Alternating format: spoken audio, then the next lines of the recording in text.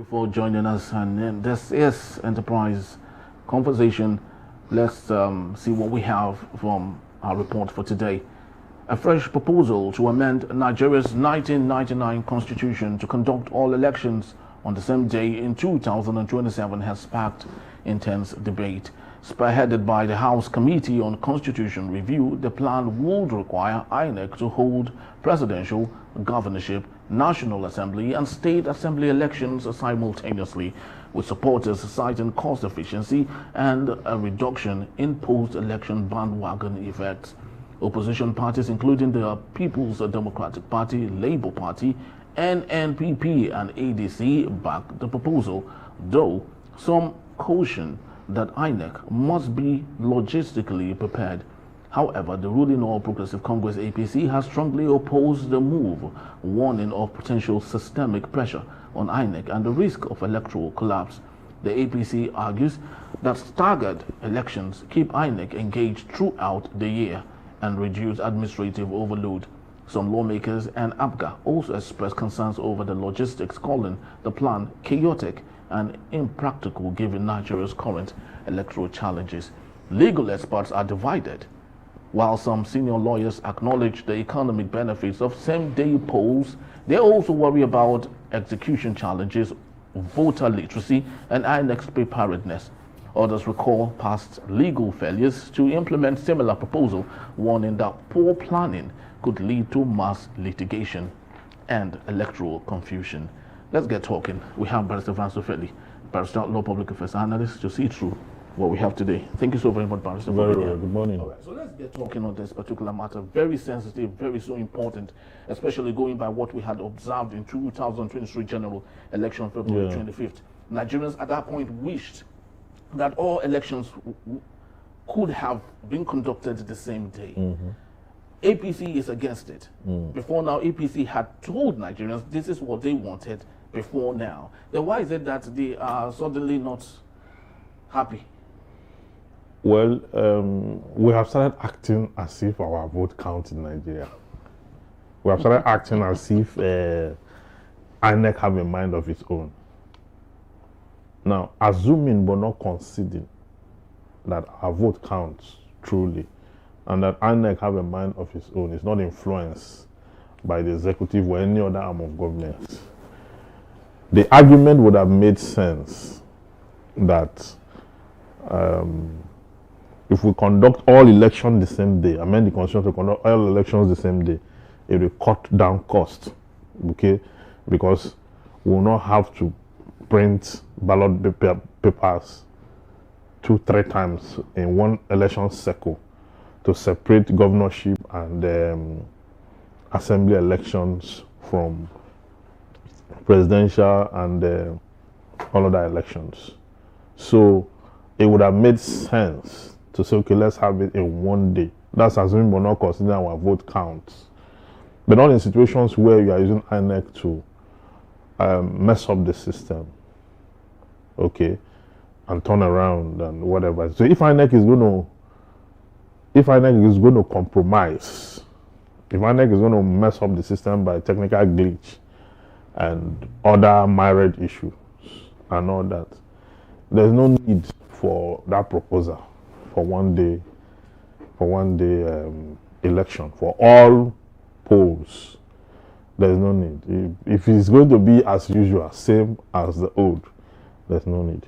So what you're invariably saying is what we are seeing or what we have observed in the past, where INEC is like the old wine, but changing the bottle. Yes. So even if the bottle is changed, it still remains the old wine, which is INEC. The content is still the same thing.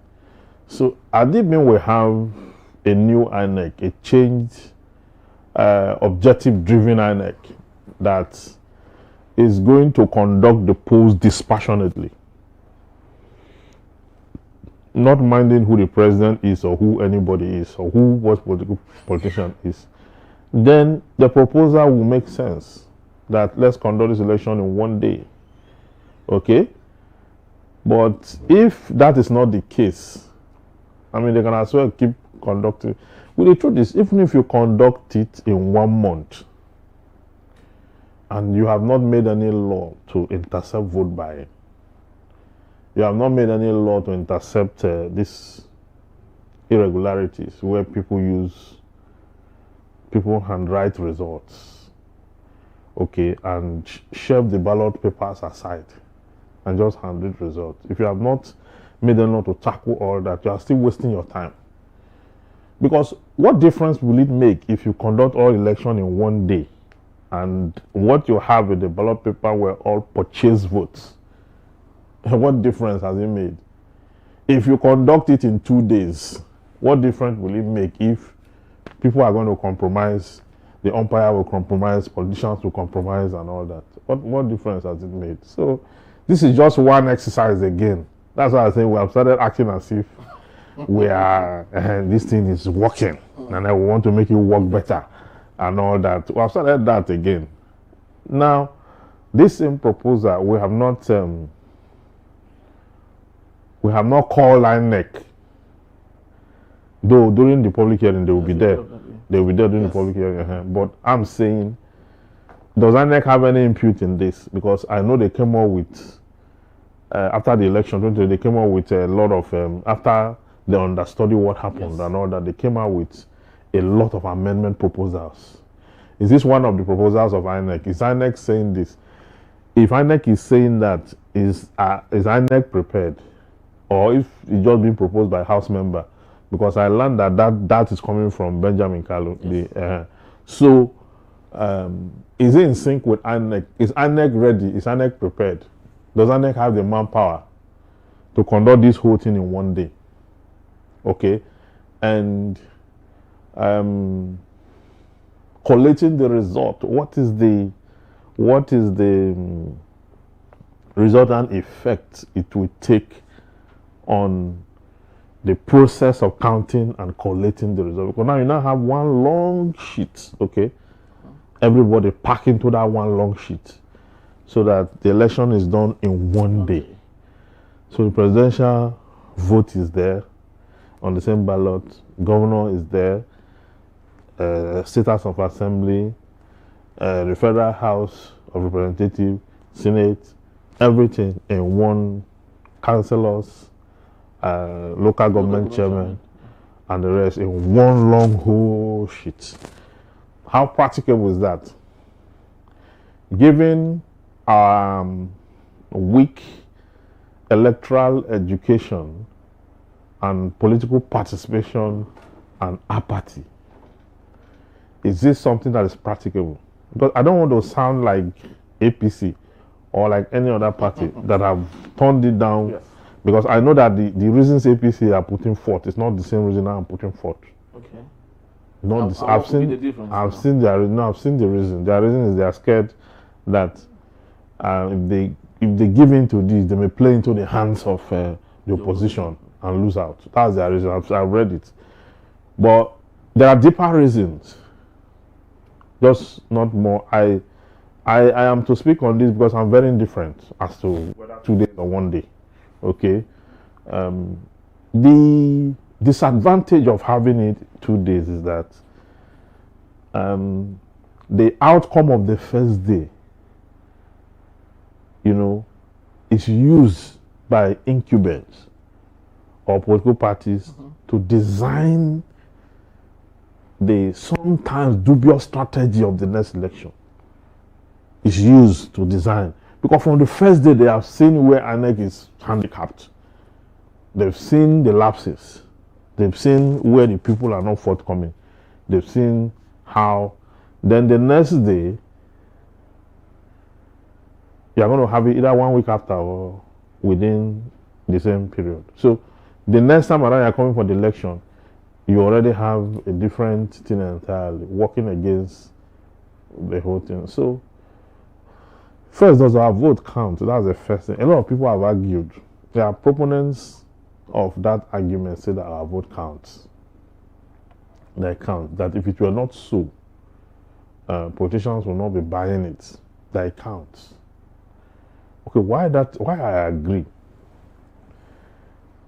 Does INEC play the role of an umpire? There are people who said, yes, INEC does that, INEC conduct the election and all that, and there are people who say, no, INEC compromises, that in all the elections they've seen INEC have been arrested, who are using mutilating results and the rest of that. So every election is a story, and in that story you have voter apathy, you have rigging, you have fairness, because there is fairness in some places. You have vote buying, it's a mix. Everything good, bad, and ugly in the mix of every election. Okay, you cannot extricate one to preserve or elevate others. So it's a whole story. Now, what I would have suggested is for the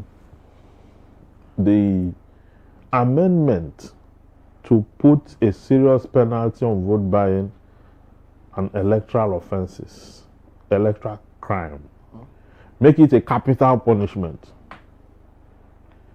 That's what I thought I should see, because there is no penalty for wrongdoing during election in Nigeria. But do you really think vote buying can be regulated? Because it's it can be regulated if you put a heavy penalty on it. On who exactly? Because when on both the buyer and seller. When you buy my vote, nobody. INEC is not involved as a third party when the transaction is going on. Yes, INEC is not involved as a third party, but the last election, because it was an economic crime, the EFCC showed up at the polling units. You remember that? Very well.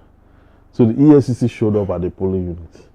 So if people are caught and there are evidence, those few persons who are caught and there are evidence will be heavily punished.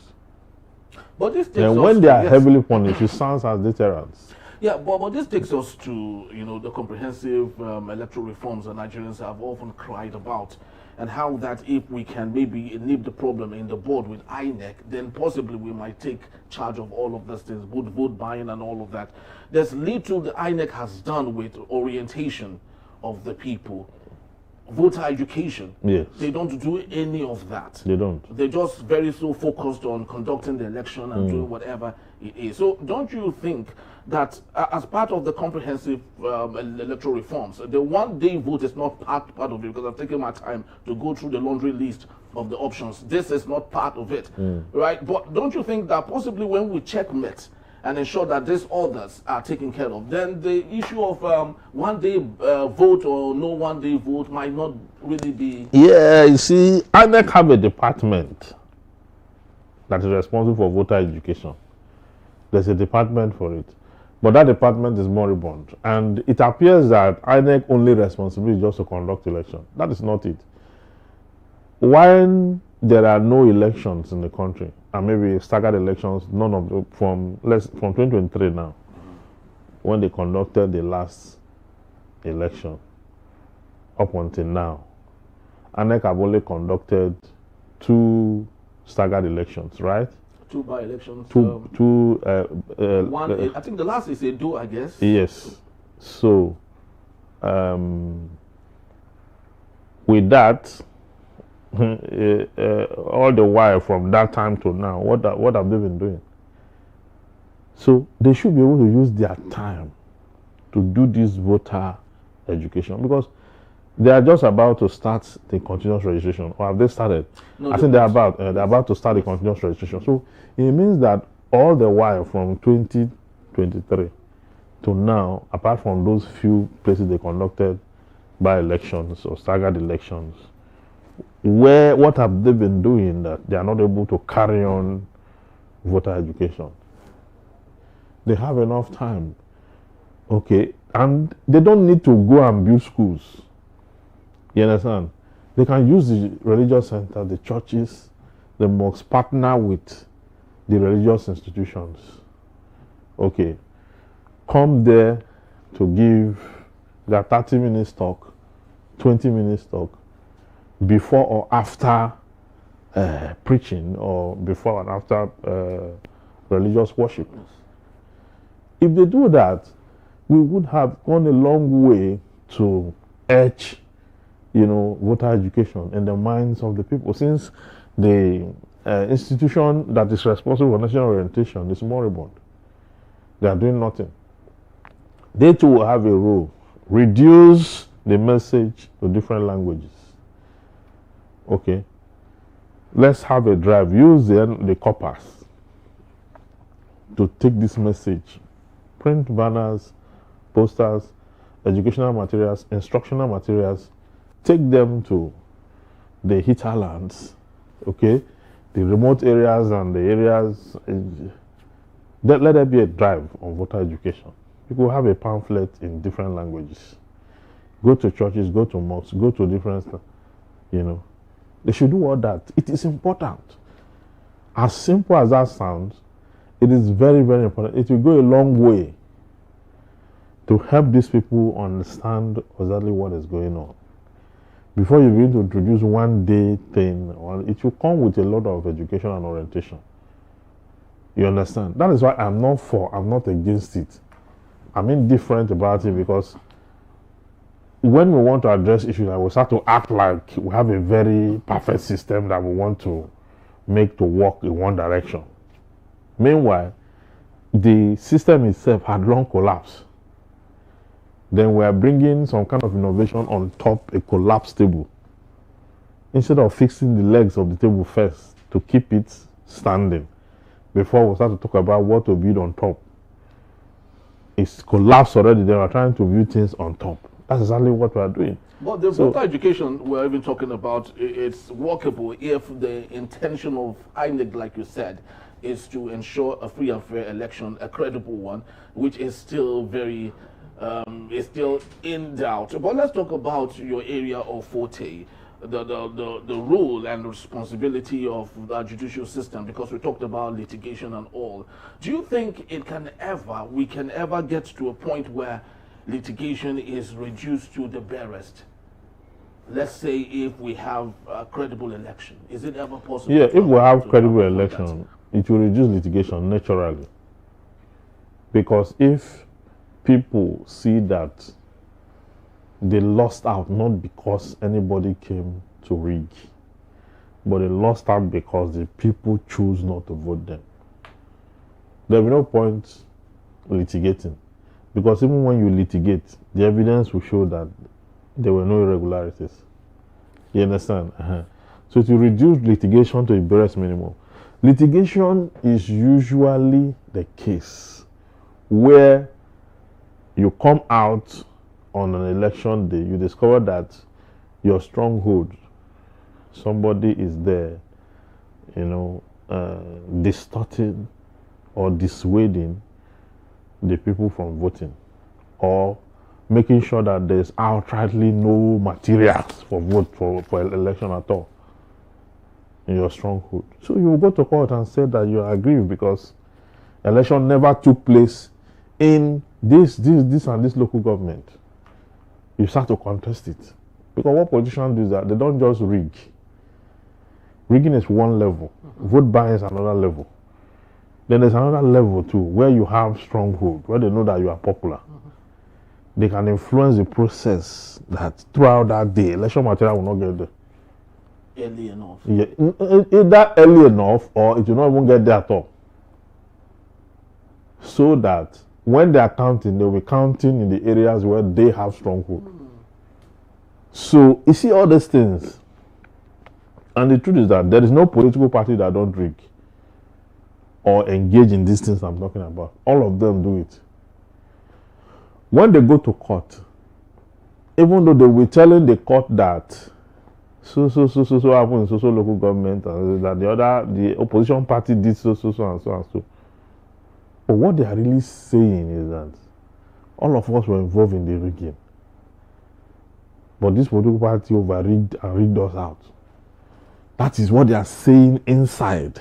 That is what able to see that. No, the court is not. That's not what they are telling the court. That's not what they are telling the court. But that's exactly what has happened. Because the only way you can get to know that people rigged the election is when you were also there to do similar things and you couldn't effectively out-rig those people. All of them, even Labour Party, all the political party rig, all of them buy vote.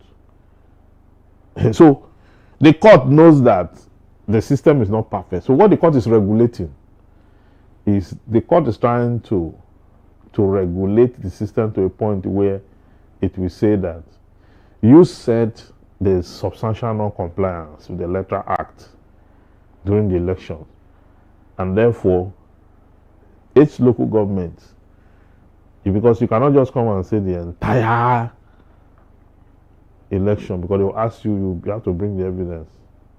So for the place you are contesting, had the election have been conducted here the way it ought to have been conducted, I would have won.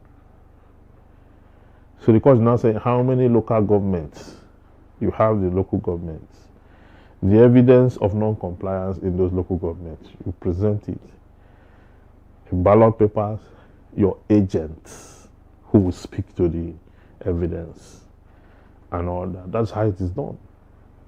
So if you just said that your vote, like one of the listening Peter Obi's can say this vote, part of his vote was given to Bola Tinubu, and the court announced, okay, in how many local governments, in how many polling units, and there are no particulars. There must be particulars, and there must be evidence, okay, linking those particulars to the claim. Now let's take Edo State as a reference point here.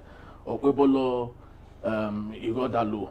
And what actually happened, people who were there said at the end of the counting and the loss of the places that PDP won, only for them to realize that the same sheet that was given to every person who represented the political parties, everything was changed. Their signatures were there, but it was copied and printed on a separate form that was brought by the INEC. So in that case, how do you think the PDP person or whoever it is can get justice when there's almost same and that's sheet? the claim. That's a claim of the PDP. Yes. Yeah, that's the claim. Was that claim, was it proven in the court? You see, because the truth is, it's not about what they did wrong or whatever. When you came to the polls where the adverse party tendered it as evidence, did you disprove it, with evidence? Were you able to unearth and reveal the malpractice? You have to, because the truth is, every election is considered as regular. That the presumption of law is that the election was okay. So it is you who is saying the election was not okay, that the onus is on to prove the malpractice that occurred. So when you're able to prove the malpractice, the court have no business other than to look at the issue if it is credible. Of course, we've seen situations where in the case of Kano, for example, where the tribunal ruled out a political party, the Court of Appeal affirmed the judgment of the tribunal. The Supreme Court upturned everything. So in that case, yes, in that case, would you equally say, just like you did say, that we all pretend as if votes count and electoral system is perfect? Do you equally think in this particular reference that our courts are equally perfect? We're all assuming that everything is okay. No, the courts are not perfect. The courts are not perfect. Why I say the courts are not perfect? The legal system itself sometimes don't even help matters. You know why? Because sometimes INEC get themselves involved in the process of helping a political party to clinch victory. By this allegation you gave now that they peeled a different form and all that, and that the signature of these people were there. And that's an allegation. If it were true that they brought in all those things and all that, and the court looks at it, the court is not going to cancel all those things. If you that is saying these are not the things they do during the election, ones, if you that is saying these are not the real one, you do not have the real one yourself. Really? Yes. So if you were given, you have to if you were physically given the real one and you have it to yourself, and during the litigation period, they're bringing something different that looks like what you have. Yes. So how do you have to disprove that what they are bringing is the wrong one? No, you have yours is the right one. You have to tender yours as the original one, and that other one as a counterfeit, and allow the court to take a decision. But when you are coming and saying it is not it, and you are not have anyone you are presenting to counter it, because you say something is not original, you should be able to lead the court to what is the original. So does the court have like a forensic tool to ensure that they determine which is true and which is no, the forensic tool that the court have is to put it through the test of examination, cross-examination, and re-examination. The moment it goes through those 3 layers, the truth will come out. And there are no impurities in the process. What impurities? There are no impurities. There cannot be impurities except the court itself is compromised. Except the court is compromised. Otherwise, if it goes through that, it will show. Remember that you as a politician, I as a politician, we have agents on the polling unit while the election took place. You understand? And that we have a counterpart of the result. Of all, we all have it. Yes, the agents. Yeah, the agents, because they will give police one, give agents, INEC will take one. Yes. That's the 3. So when you are going to contest it in the court, it is that counterpart that you have, that the other person have, that this person have, that will tender in court as evidence. You understand? So if INEC has gone to mutilate, someone has gone to mutilate something and all that, from the one that is tendered, the court can decipher, because it's admissible, the court can decipher which and which is correct, because you are not just suing one person. You are suing the party in the opposition, you are suing INEC in the process. You understand? So in doing that, the court will be able to go through the rigors of the documents. Of course, when you are not dumping it on them, you have the agents that can speak to it, because the court will ask questions. The tribunal will ask questions. You understand? And whatever is done at the tribunal level is all collated into records of appeal when the matter gets to the Court of Appeal. What the Court of Appeal will do is not to listen to examination in chief any longer, because the first court is the one that did the trial. What we do in the Court of Appeal is hearing. They're not going to take evidence again. No, they're not taking evidence again. They are looking at the record of appeal. Everything that happened in the tribunal is compiled as record of appeal. It comes to the Court of Appeal. The Court of Appeal now look at it, all the documents, everything, and make a decision. So when they make that decision and the Supreme Court gets to turn it around, so it means that the appeal didn't do a good enough job, which means there's a lacuna that the Supreme Court is seeing that the appeal court didn't see. Very well. Yes, now, the judges at the Court of Appeal are human beings. They are not infallible. Okay, so, I mean, whatever they have done, the higher court can look at it and say, no, the Court of Appeal erred in law to have reached this conclusion that, at the Court of Appeal level, they will look at it from their own parameter. And that the Court of Appeal, they sit at the tribunal, there are 3. At the Court of Appeal, there are either 2 or 3. At the Supreme Court, if it's a constitutional matter, they will sit 7. If it's not a constitutional matter, they will sit 5. Now, those 5 persons will look at it independent of the other person. The 5 of them. Yes. You go to your recluse and write your own judgment. You go, you write your own judgment. You go write your own judgment. Assuming all things being equal. Yes, all things being equal. Then when all the judgment are tabled, they will know how many justices went for this part, how many went for that. When Buhari damn he lost election, it was not all the judges that flawed his case now, or that said he didn't win the election. One of them said he won in one of the polls. Yes.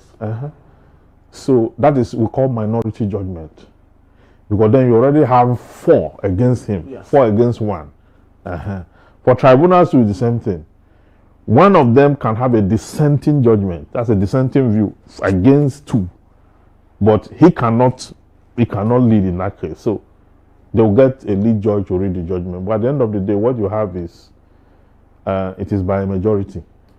The number of judges that is going for one, that's the person who will declare the winner. But bad about is that we've seen situations where your colleagues have equally, taken a swipe on the judgment by the Supreme Court, that it wasn't the way it is supposed to have been done. And equally, the larger population of people, especially in Edo State right now, they are practically, literally saying that Monday Okpebolo is Supreme Court governor, just like they equally had for Hope Uzodinma, Supreme Court governor. So the last question is, what do you think this perception is? What is the effect of this perception on our legal system? Let me beg the politicians to leave the court out of the elections. The court was not instituted to determine who have won or lost election. The intent of the court is to resolve disputes. The court cannot be the mandate giver. Because you go to some states and you see the level of illegitimacy. The governor have no respect because the people knew it was the people that voted. Yes. Let me say something. The court cannot know more than the people. Yes, the court was not there. The court was not there. The court cannot know more than the locals. The locals, they are the one that went to vote. And when they go to vote, they don't just go and cast their vote. They have groups that agree to vote this way. Block vote. They know how many they were that voted. Yes. And when everything is done, they know who won at that polling. They know. They know. They are the ones that participated. That is why I have proposed that for every election, and that's the solution to the problem. People think I don't know what I'm saying. For every election tribunal, the court should incorporate the locals as amicus curiae, friends of the court, to get their input. But would it mean anything? It will influence decision. The people have to come. See, if under the law, the court says by the Evidence Act that hearsay evidence is not admissible. Any evidence you are given in court that you were not there as a witness, that evidence is not admissible. Why should the court so pretend over a case that the court was not there? I don't know what I'm saying. Very well. Why? So the court need, as much as possible, not just eyewitnesses for witness in the case, but eyewitnesses should become amicus curiae.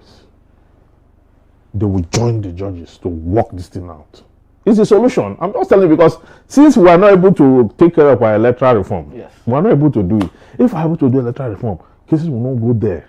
The court will be saved from this thing because the politicians are using to destroy the court. The court should stay away from this election thing. That is why, if you look at it, at the tribunal level, it's so informal. The tribunal is in tribunal. You don't wear wig and gown. You just look at it like we are having meeting. Yes. You understand? Look at the evidence and the rest of that. That's the court's attempt to say we won't be doing. This is really not part of our deal. It's not our this thing. It's not our work. This is not it. But if you say the court should not attend to it, who will attend to it? because Section 6 of the Constitution already placed that burden on the court to address. But the Section 6 did not say that we should go and mess up our electoral system and rush to this place. This court cannot solve this problem. That's why after every judgment, the people are still not satisfied. The court is supposed to act in a way that when it delivers a judgment, people will sit down and say, yes, this is what we are saying at the polls. This is what we did.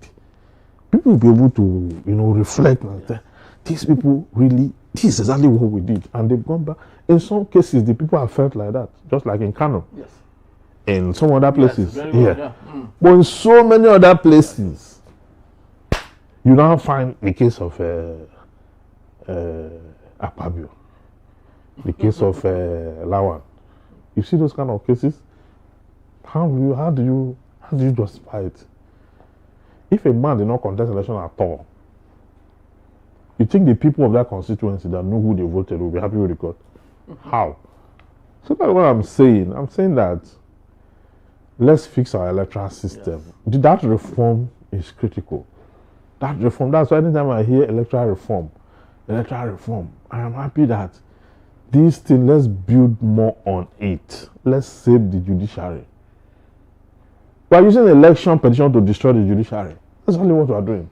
But Barrister, unfortunately, apart from you, I do not know if a large number of your colleagues and those within your demographic are open about some of this truth that you are actually stating. It doesn't matter. Because if it is coming so much from your corner and where you belong to, I think there should be reasons to have a correction. There should be reasons to have a correction. In America, in criminal prosecution, the court does not do the job. The court selects a jury system. They are not lawyers. They are community people. You don't have to be a lawyer. Just be an adult. They will look at your record. My friend in the US, every now and then he's called to come and join the jury because of his record. No criminal record, nothing. Those who are pro-society, yes. Don't have criminal record, clean going, business oriented. They call them, put them on a jury. They will listen to all the proceedings. So it's not the judge that decides? No. They are the ones that will advise the judge. Wow, really? They are the ones that will advise the judge. The judge will just look at the law. It is them that will advise the judge. There's this movie you should see, 7 Angry Men. Okay. 7 Angry Men. It's a jury of 7. Something happened. Okay? And the jury need to have a meeting to come to a consensus as to what they will report to the judge. Then you will see human thought. You will see where people are. Not because the truth is that every human being is legally inclined by virtue of logic, by virtue of your ability to see things. And we play the role of a judge now. When children are fighting, you know the truth, you know the fault. In churches, we don't need to be trained as a lawyer or a judge to know who is wrong or right in a situation. You don't need to. The legal training only alleviates you so that everybody will not, elevate to a certain level of the law, and then you're able to apply same to the fact of a case. In my village, when they sit in their meetings where they resolve disputes, these are old men unschooled.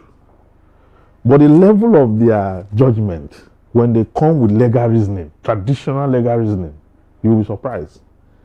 And that's how we're resolving dispute before the white men came. Without no rancor, no rancor, no statute, no evidence act, no constitution, nothing. They just use the native law and custom and tradition of the place to say that if somebody at any point in time have done this or that, these are penalties. They are unwritten rules, but they've been there from generation. In my village, when you get so angry to the point where you take cutlass and chase anyone First, they will kill a very big goat.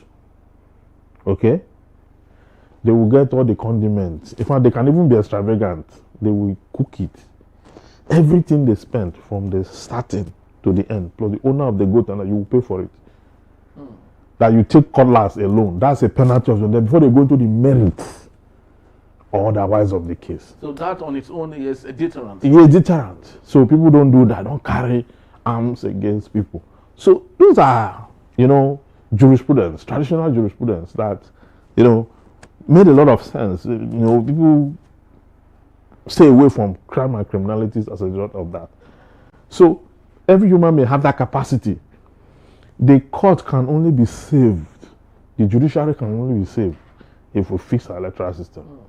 As long as our electoral system is like this, the court will continue to receive look at the 2023 election. INEC said there was a technical glitch. Nigerians did not go to INEC office to fight them or to demand for explanation. When the matter went to court, they say all eyes on the judiciary. Which judiciary? Judiciary cannot solve the problem. The person who made the case to come to judiciary, that institution, go and hold that institution responsible.